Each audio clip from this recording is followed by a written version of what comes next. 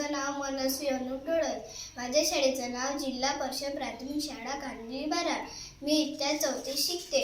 मी मोती हे गोष्टीचे पुस्तक वाचत आहे. सोनाली अक्षय बॅट व बॉल घेऊन मैदानाजवळ खेळायला आले.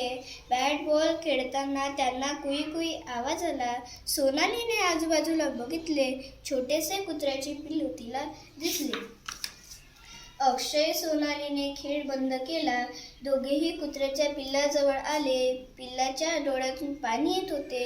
पिल्लाला जखम झालेली सोनाली व अक्षयला दिसली. सोनाली पळत घरी आली. तिने सोबत औषध व जखमेवर लावायची पट्टी आणली. दोघांनी पिल्लाच्या जखमेवर औषध लावले, पट्टी बांधली. अक्षय व सोनालीने पिल्लाचे नाव मोती ठेवले. अक्षय वाटीतून दूध घेऊन आला. कापसाच्या बोळाने दूध पाजू लागला. मोती थोडा थोडा दूध पीत होता. सोनाली व अक्षय मोतीच्या स्वरूपाने नवीन मित्र मिळाला. दुसऱ्या दिवशी मोतीसाठी दोघे दूध भाकरी घेऊन आले. मोती आता दूध पीत होता. अक्षय व सोनालीने त्याला कुरवडत होते. सोनाली व अक्षय रोज औषध लावत होते, जखमेवर पट्टी बांधत होते.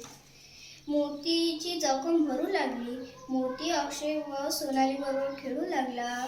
सोनाली व अक्षय रोज पडायचे. मोती सुद्धा त्यांच्यासोबत पडायचा. अक्षयच्या मांडीवर मोती आरामात बसायचा. सोनाली बरोबर खेळायचा. अक्षय सोनालीने मोतीला घरी घेऊन आले. अक्षय सोनाली शाळेत गेले.